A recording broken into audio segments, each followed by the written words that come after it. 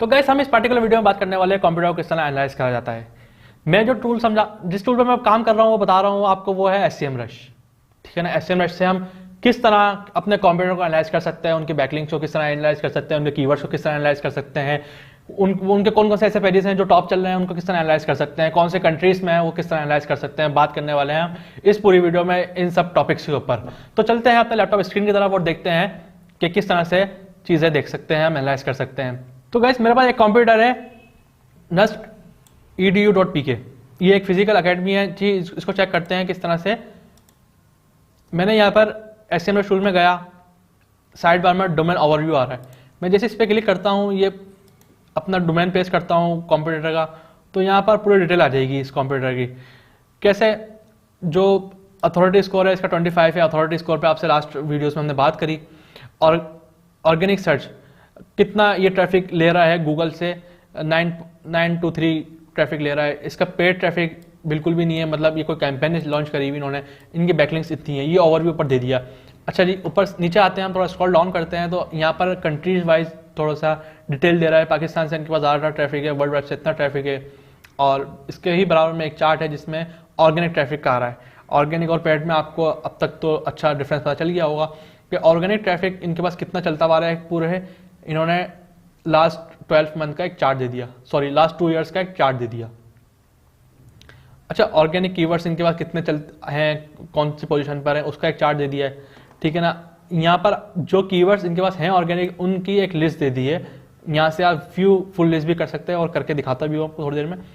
इस तरह से जो मेन कॉम्पिटिटर हैं, इस वेबसाइट के जो कॉम्पिटिटर्स हैं टॉप, वो दे दिया है। कॉम्पिटिटर्स जो ये एनालाइज करता है वो इस चीज़ पे करता है कि सेम कीवर्ड्स कितने हैं, सेम बैकलिंक्स कितने हैं, इनकी बेस पर ये सेम इनको कॉम्पिटिटर बनाता है। तो स्टार्ट करते हैं ऊपर से। जैसे ही मैं ऑर्गेनिक ट्रैफिक पे क्लिक करता हूँ तो मेरे पास एक लंबी लिस्ट आ जाएगी कीवर्ड्स की, ये लोड होती है। तो यहाँ पर जब तक ये देख लेते हैं कि इनके पास जो कीवर्ड्स हैं -14% पे गए हैं, मतलब इनके पास पहले कीवर्ड ज़्यादा रैंक थे, अब इनका रैंक थोड़ा डाउन जा रहा है, इसलिए जो है थोड़ा सा माइनस पे चले गया। इनका ट्रैफिक भी इसी वजह से कम हुआ है। इनकी ट्रैफिक के कॉस्ट की वैल्यू भी इसी वजह से कम हुई है क्योंकि इनके कीवर्ड्स बैक होना शुरू हो गए हैं।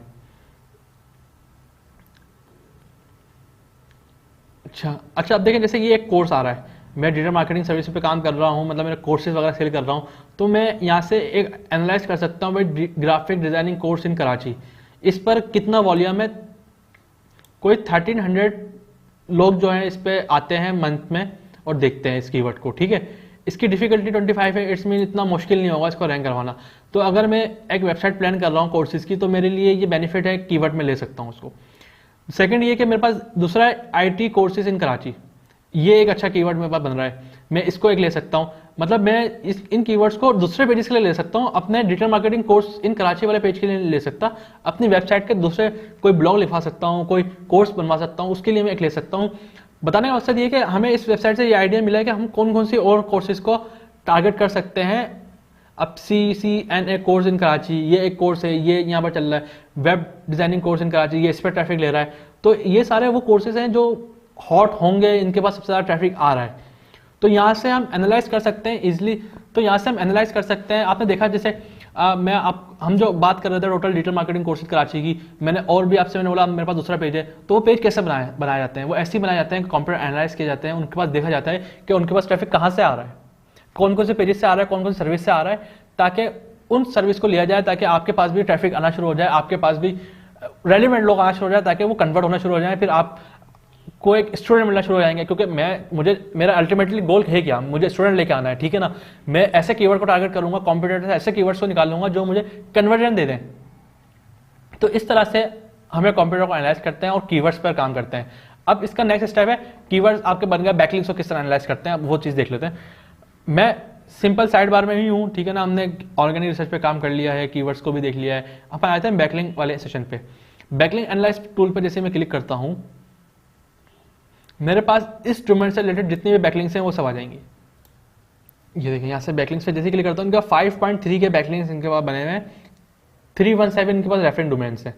रेफरेंस डोमेन्स का मैंने आपको बताया था कि वो डोमेन होते हैं, मैंने एग्जाम्पल भी दी थी, abc.com एक वेबसाइट है, उस पर मैं 2-3 लिंक्स ले लिए, लेकिन रेफरेंस डोमेन एक ही कहलाएगा, मेन डोमेन एक ही कहलाएगा। तो ये वाली कॉन्सेप्ट है। बैकलिंक्स के पास 5.3 के हैं, लेकिन रेफरेंस डोमेन 371 है।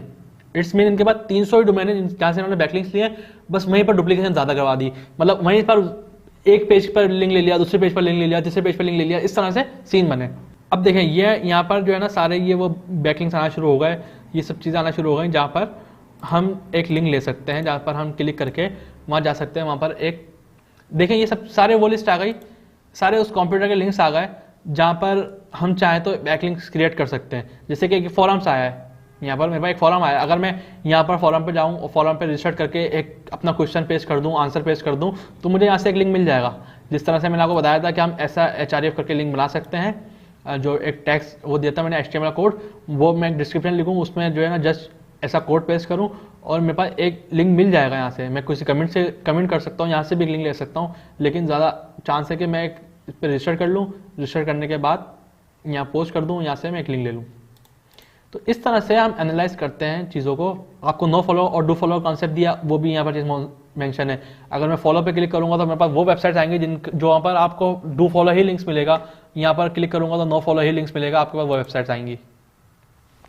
ठीक है जी, हमने जो देखी आज चीज़ें कंप्यूटर को किस तरह एनालाइज करते हैं, दो तरीके से चीज़ें देखी हैं कि कीवर्ड्स को किस तरह से टारगेट कर सकते हैं हम अपने वेबसाइट के अंदर, प्लान किस तरह से कर सकते हैं जी। एक वेबसाइट है, वो कौन कौन से पेजेस पर इंडेक्स करी हुई है, कौन कौन से पेजेस उसके बाद हॉट चल रहे हैं, कौन कौन से कीवर्ड्स उसके बाद हॉट चल रहे हैं, हम उन कीवर्ड्स को ले सकते हैं और प्लान कर सकते हैं हम अपनी वेबसाइट के अंदर कौन कौन से पेज क्रिएट कर सकते हैं। मैंने एक डोमेन की एग्जांपल दी, मैंने एक कंप्यूटर निकाला, उसके लिए आप ऐसे 10 से 15 कंप्यूटर एनालाइज कर लें, उनकी एक लिस्ट बना लें, उनके कीवर्ड्स निकाल लें, उनके सर्च वॉल्यूम लिख लें, इस तरह से एक शीट मेंटेन कर लें ताकि आपको आइडिया हो जाए कि किस तरह से आपने आगे काम करना है, स्ट्रैटेजी बनानी है। जब आपके पास एक अच्छी लिस्ट बन जाए उन कंप्यूटर्स की या पेजेस बन जाए, फिर आप उनको एनालाइज कर सकते हैं बैकलिंक्स के लिए और बना सकते हैं बैकलिंक्स। तो इससे आपको दो फायदे हो जाएंगे, एक तो कंप्यूटर से आप कीवर्ड्स भी ले लें और दूसरा बैकलिंक्स बना लें।